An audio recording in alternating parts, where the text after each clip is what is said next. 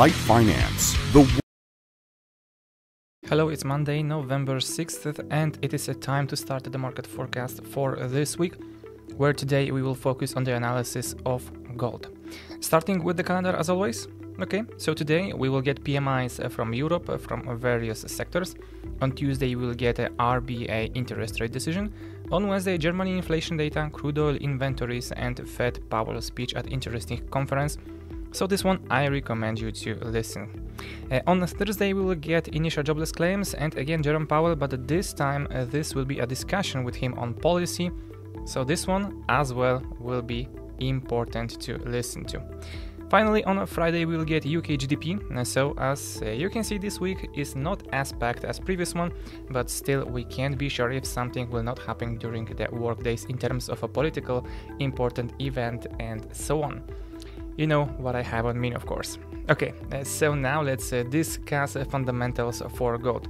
And there is no other asset as mysterious as gold. The precious metal is considered a hedge against inflation and a safe haven asset.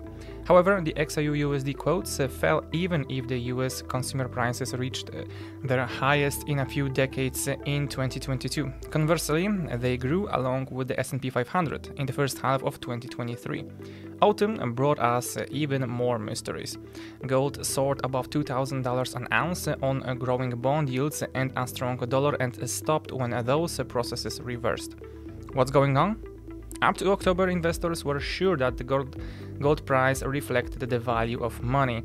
The higher bond rates, the stronger the dollar, and the weaker the XAU-USD, which was confirmed by 5-month money outflow from gold ETFs.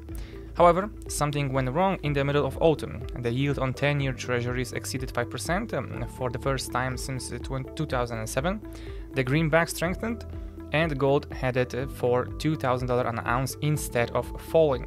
Investors linked the rally to geopolitics. The military conflict in Israel had made them hedge escalation risks, which could end badly for stock markets. The increased demand for gold in China, where a gold price premium is $100 an ounce compared with London, and active central bank buying also made their contribution.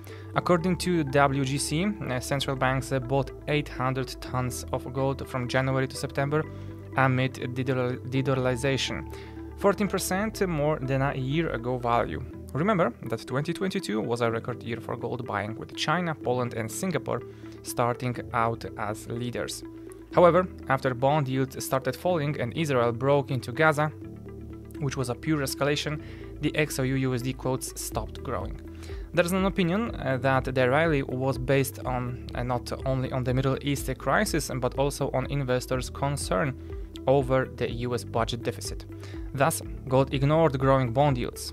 And once the Treasury reassured traders announcing the bond issuance would be curtailed, the gold price stopped dead.